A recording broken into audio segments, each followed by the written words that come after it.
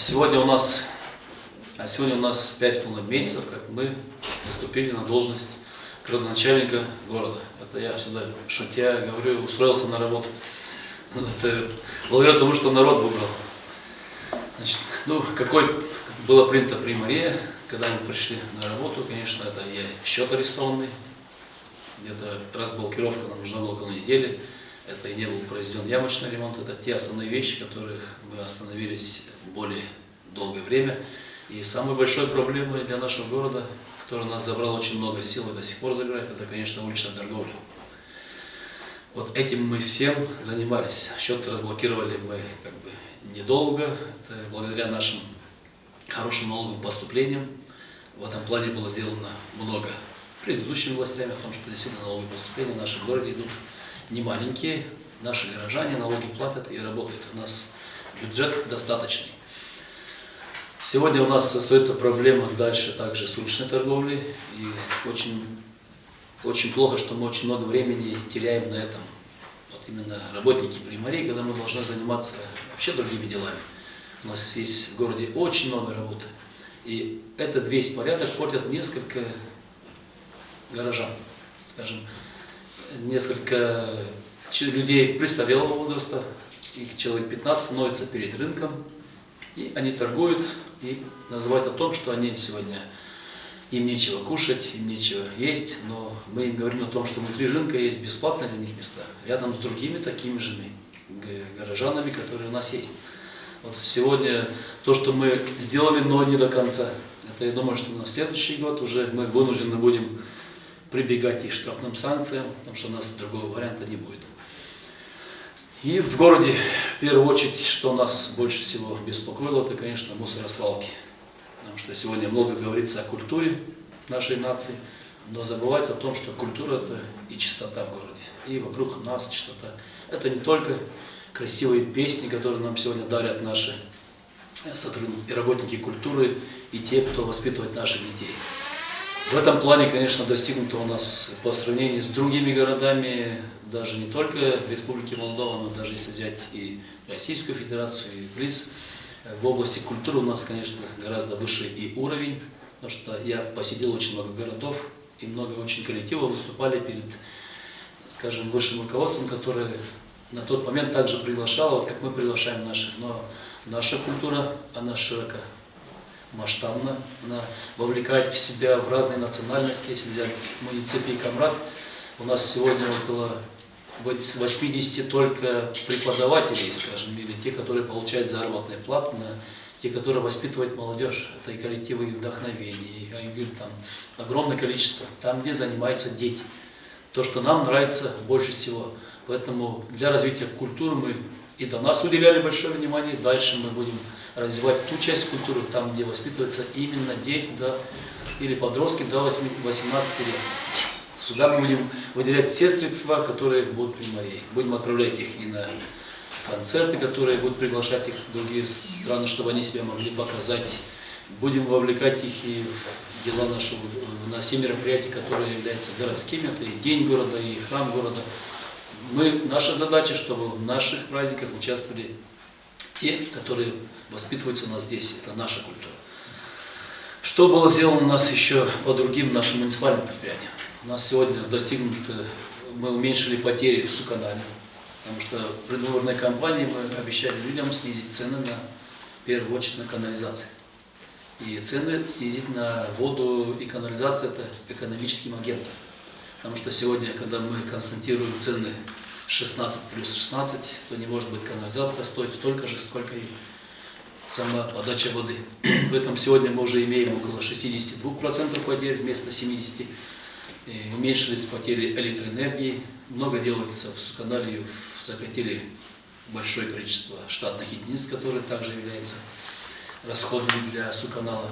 Но мы сокращаем методом, когда человек увольняется, мы вместо него просто не берем. Вот этот метод сокращения у нас действует. Мы просто так людей не увольняем, но вместо них не берем.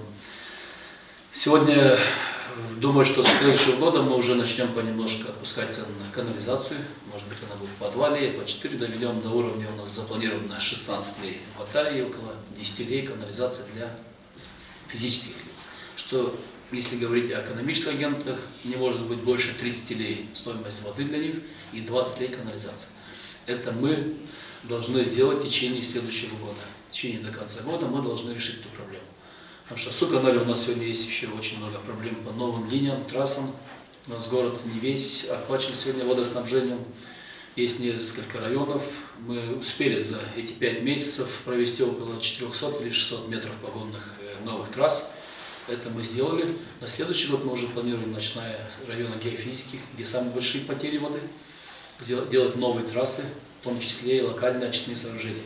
Для этого мы участвуем и в проектах, и в грантах, но стараемся своими средствами это делать, чтобы не входить в большие кредитные долги, как случилось это с другими районами, которые сегодня не могут рассчитываться с этими долгами, брали огромные гранты, кредиты, и сегодня они просто в таком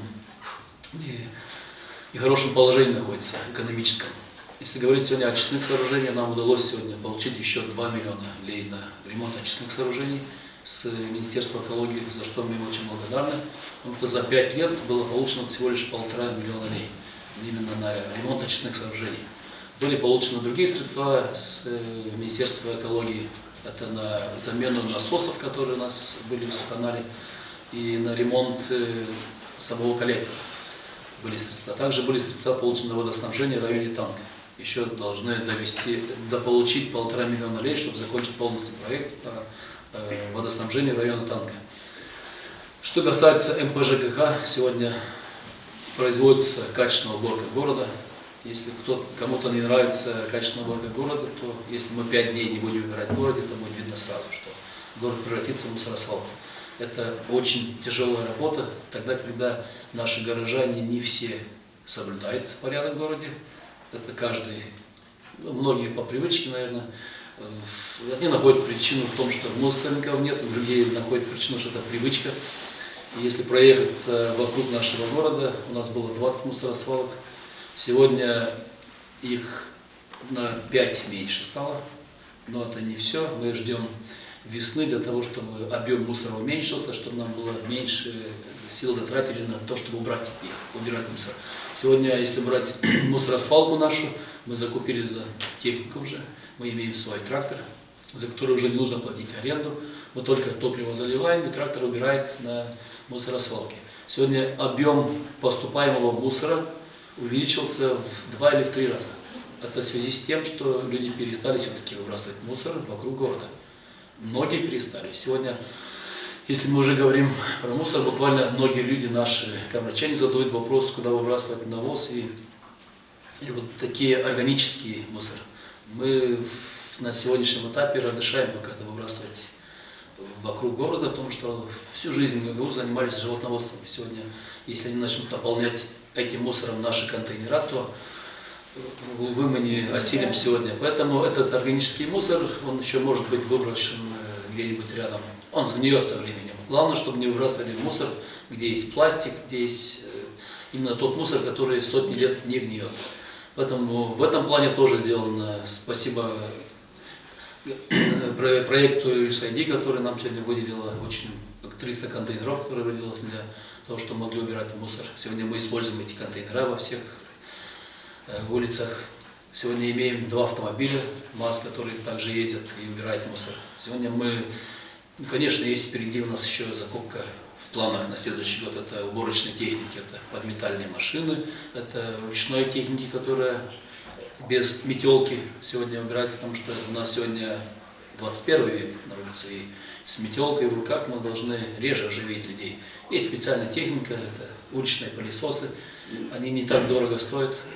Они могут охватить большую часть города. Сегодня один пылесос заменяет 10 человек, которые могут метелками убирать. Поэтому это сегодня необходимо приобрести, для того, чтобы шире охватили.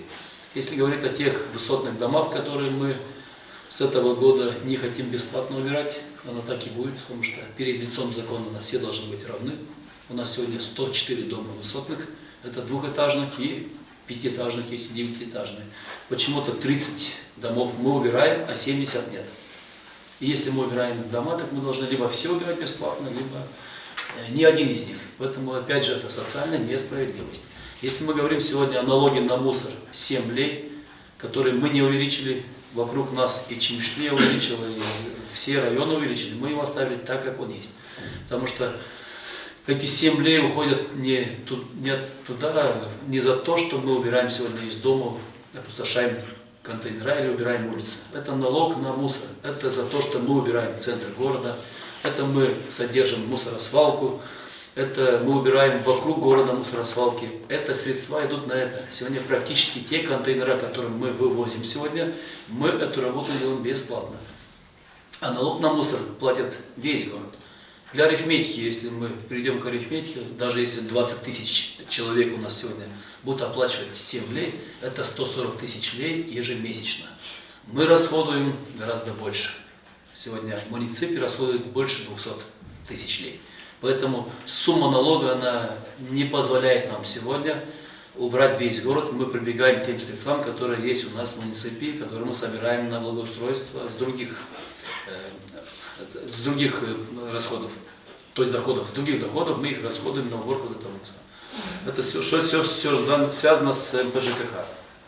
Все, что связано с ремонтом дорог, у нас в этом году удалось отремонтировать около 60 или 70 дорог. Это в белом варианте, пока еще.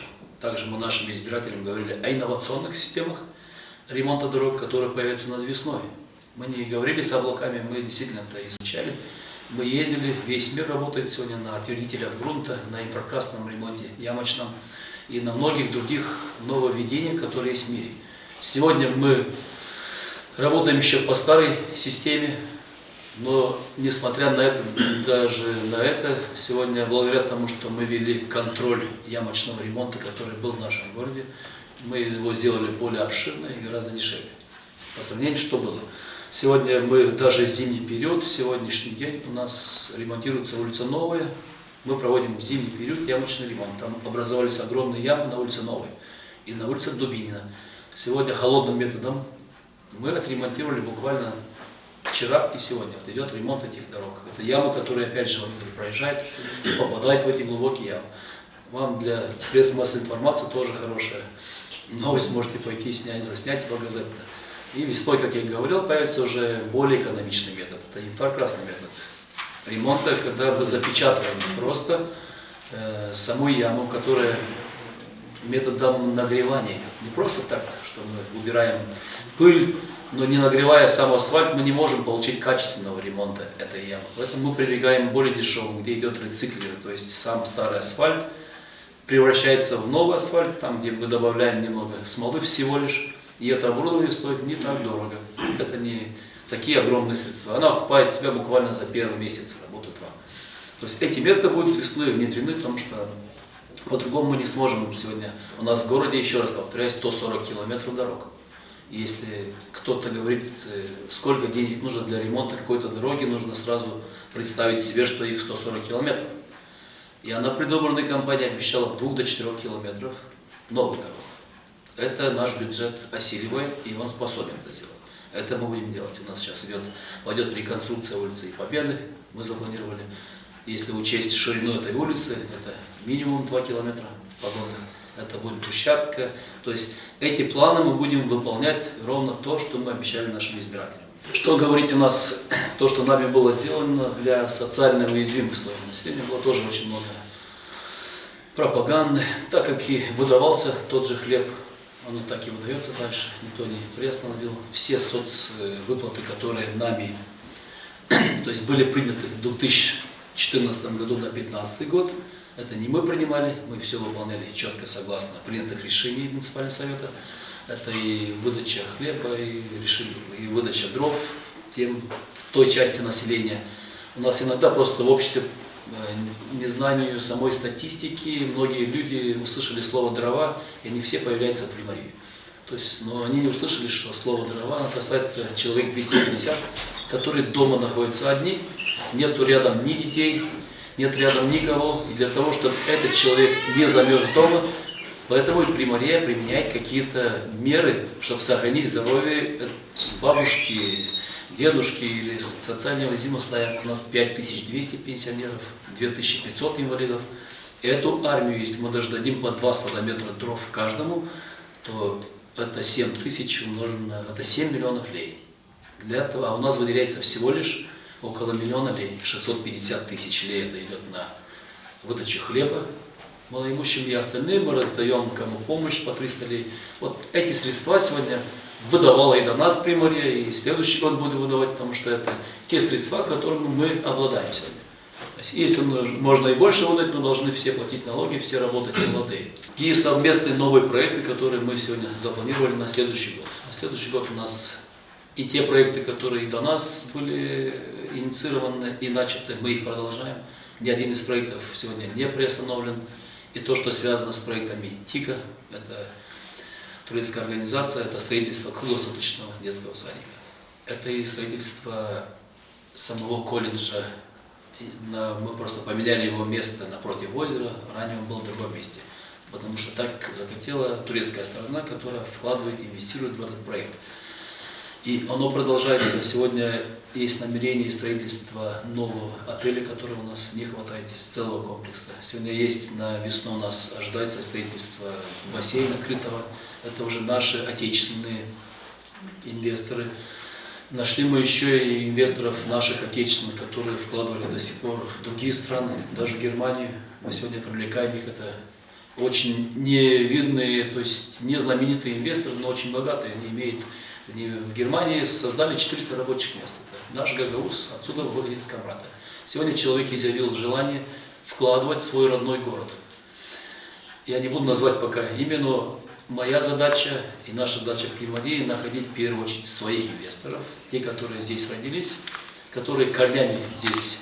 И когда мы увидим, что они действительно массово возвращаются сюда и вкладывают в экономику нашего города и Гагаузии, тогда мы, конечно, увидим и иностранцев. Но пока эти не приходят, иностранцы, конечно, там не приходили, им сложно будет прийти. Это только те патриоты, такие как Атаман Групп, вот, пришли, те, которые действительно любят Гагаузию, и они прекрасно знают, что они здесь зарабатывать ничего не будут, но строить гостиницы они будут. Вот такие патриоты, конечно, будут вкладывать средства. И те проекты, которые сегодня инициированы ТИКа программами от разных стран, и со стороны Российской Федерации, то есть те, которые любят Гагаузию всегда, они не в стороне от дел, то, что происходит. Конечно, те программы будут всегда в Гагаузии проходить. Поэтому с программами все связано даже с промышленным парком, который был у нас инициирован, где была выведена земля из назначения сельхозно-промышленным. Мы также продолжаем работу. Даже если мы не были бы согласны с местом для промышленного парка, но мы не можем отходить от этого, потому что это необходимо для нашего города. Сегодня тоже есть уже, да, можно сказать так, что на половину территории уже есть инвесторы. И очень отрадно, что больше 50% это наши местные инвесторы, которые хотят строить и холодильники, и разные, и даже мебельную фабрику хотят наши инвесторы, это отечественные, строить для экспорта мебели. Это и кишиневская фирма «Комфорт» изъявила желание построить именно в Камрате. Вот, мы им тоже уже дали предписание, дали все наши условия, которые. Что говорить сегодня? Мы говорили о культуре немножко по спорту. Уже сделано даже в этом году очень много спортивных мероприятий, начиная с футбольного матча между исполкомом и Приморьей, где мы показали пример, что все могут играть в футбол, даже чиновники, и независимо от возраста, и все могут заниматься спортом. Сегодня для этого мы совместно, опять же, с общими усилиями управления спорта, спасибо Болгару Максиму, который отозвался сразу на предложение, где мы совместно осветили наш стадион. Потому что стадион сегодня это сердце, спортивное сердце нашего города. Поэтому сегодня, когда мы видим, что до 10 часов вечера сегодня играют несколько команд, люди бегают, занимаются спортом, это действительно, я назову это самой хорошей борьбой против спайса, против всяких вот этих, что есть. Потому что мы можем сегодня говорить много и об отмене казино, и о спайсах, но наш человек такой, он нашел себя в плохом, скажем, покурить спайс, но если мы ему не дали возможность куда-нибудь пойти в спортивный зал или заняться культурным каким-то полезным, то есть мы его туда не вовлекли, естественно, он вернется в казино после спайса. Или с казино идет спайс. Поэтому мы должны общество воспитывать своим примером. Если говорить о спорте, конечно, я за массовые виды спорта. Я был и остаюсь. Я хочу, чтобы в нашем городе на следующий год мы запланировали от Приморья. Это открытых соревнований чемпионатов города. Это минимум по 2 каждый месяц. Это у нас должно быть 24 мероприятия. Оно может быть по любым видам спорта. Нам не в зависимости, это будет марафон, бег, велогонка, вольная борьба или карате, это не имеет никакого значения. Главное, чтобы оно было массовым. И задача сегодня в самом муниципе, в развитии спорта, мы не ставим перед собой подготовки олимпийского чемпиона, или мы ставим сегодня задачу перед собой оздоровить наш город. То есть наши горожане должны быть просто здоровыми. В том числе и сотрудники средств массовой информации могут тоже своим примером появляться на стадионе, в городе, утром пробежечкой. Это вам тоже есть наши предложения, что на вас тоже ноги равняются. Как налаживаются взаимоотношения с муниципальным советом? В общем, если взять с 10 баллов, сегодня мы работаем на 8 баллов, но есть полные взаимоотношения, даже если сегодня возникали вопросы по бюджету, вот недавно возник вопрос, где некоторая часть советников хотела заблокировать принятие бюджета, но все-таки потом осознала о том, что до нас поднимали цены на 5% ежегодно при инфляции 0,6%. Мы сегодня, можно сказать, что даже на 1%, если мы подняли общие налоги на 1%, когда инфляция у нас, наверное, не надо вам объяснять, курс доллара у нас был 16, сегодня 20. Сегодня инфляция около 12%. Официально 6,5%, а неофициально она около 12% сегодня. Но мы, несмотря на это, решили налоги не поднимать. Наоборот, для торговцев на рынке, когда мы узнали ситуацию с одного рынка, что было 200 мест торговых, осталось 160, это нам никак не дает права сегодня поднимать налоги. Мы можем их только отпустить. Но мы сегодня предлагаем и директорам рынков также отпустить и для наших сограждан, которые торгуют на рынке сегодня. Потому что мы для них отпустили почти на 100%, поэтому они хотя бы должны отпустить на процентов 20-30, потому что они не могут также отпустить на 100%. Те, которые имели высокую цену, может быть, не все рынки. Одни рынки, насколько я знаю, получали средства около 400 лей за точку, а другие по 600. Те, которые по 400 получали, не могут остаться на этом уровне. А те, которые по 600, конечно, не могут тоже отпуститься и зарабатывать на этих простых людях. Мы для того и отпустили размещение торговой точки, оплата с 32 лей до 15 лей. Это существенно для Приморья. Мы эти расходы возместили увеличением разрешения на функционирование казино. Вот ровно эта сумма у нас возместилась именно от казино. Потому что мы считаем, что если сегодня казино выплачивает Республике Молдова 500 тысяч лей за разрешение, почему город получает всего лишь 130? То есть мы должны, наоборот, получать 500 тысяч лей, Республика Молдова 200, потому что они у нас здесь находятся. Бюджет Республики Молдова получает 500 тысяч, а мы 200, но мы имеем проблемы с ними здесь, в городе. Горожане довольны. Мы должны за ними следить, а там ничего не делается, но получают огромные средства. Поэтому сегодня мы выставили 200 тысяч лей за разрешение и считаем, что эта сумма, она справедливая на фоне того, что получает Республика Молдова. Конечно, я с удовольствием сегодня не имел бы вообще казино в этом городе, но мы должны смотреть с точки законности. Если мы сегодня выдаем разрешение на функционирование казино, они строят себе помещение, они его расходуют огромные средства туда, и мы потом завтра приходим, новая власть приходит, и нам уже они не нужны. То в этом случае, конечно, мы проиграем все суды, которые будут инициированы, и расходы Приморья могут составлять десятки миллионов лей. Поэтому сегодня мы не можем их резко закрыть, мы должны предупредить их. Этот процесс может занять, может и год занять, может и 2 года, когда мы их захотим вытащить за пределы нашего города. Сегодня не можем мы поступать, потому что закон Республики Молдова сегодня функционирует на территории АТО Гагаузия также. И любой градоначальник, Анастасов или другой, неважно, если он нарушит закон, то он обязательно попадет в САД. То есть мы распрощаемся с огромными средствами, которые у нас есть в Приморье.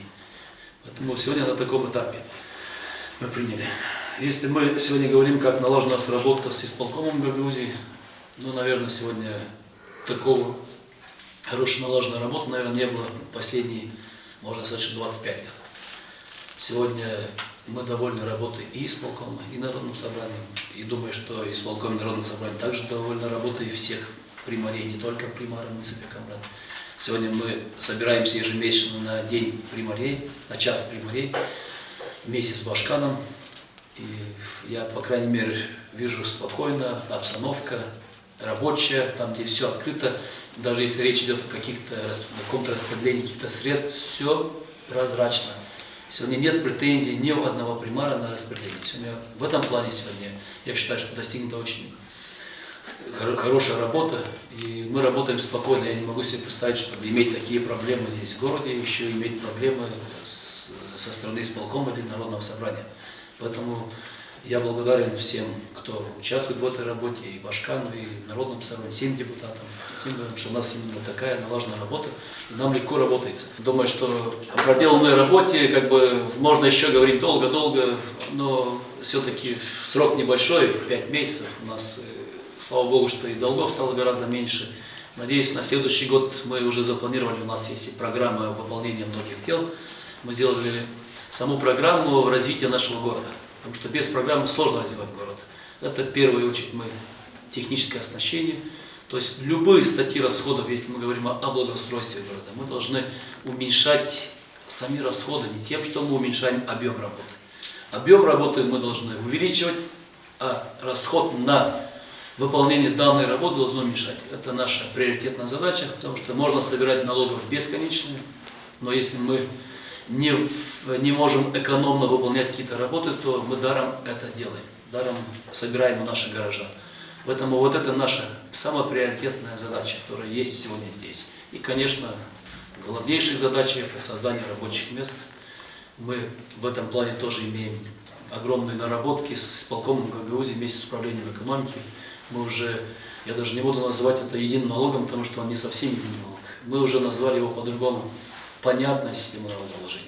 Потому что на этом, если говорить даже сегодня про один момент, просто хочу подчеркнуть, если мы говорим сегодня о заработной плате в конвертах, как говорят, очень любят у нас чиновники, такие как я, наверное, любят очень много говорить о том, что вот в Республике Молдова вот все заработные платы идут в конвертах, вот укрывается вот это все, но арифметически, к сожалению, ни один чиновник не подходит к этому. Цифрами никто не говорит о том, что... Я озвучу пару цифр. Сегодня у нас 4800 лей, это фонд заработной платы без выплаты налогов.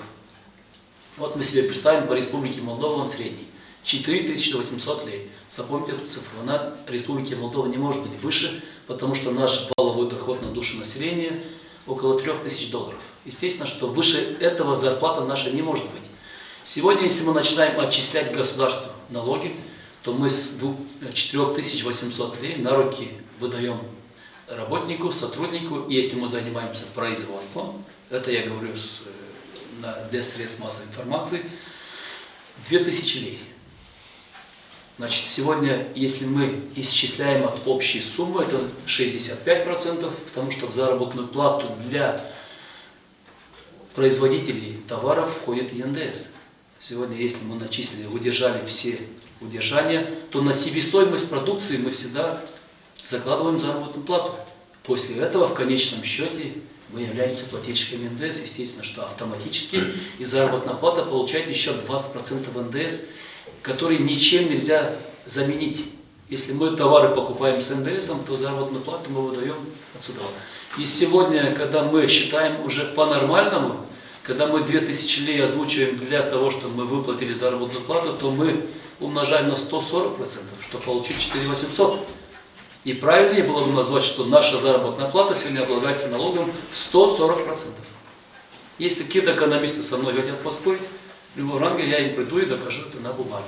Потому что почему-то НДС исчисляется то есть в направлении плюсования, а заработная плата в направлении минусования. Поэтому вот эти все вещи, которые происходят у нас сегодня в Республике Молдова, в том числе Гагаузии, естественно, никогда в жизни не дадут развития нашему обществу. Никогда. Они и не дали развития. Все страны, которые были менее развитые в 2000-х годах, они сегодня ушли гораздо вперед. Это и Албания, и Грузия, и я не говорю о тех богатых странах.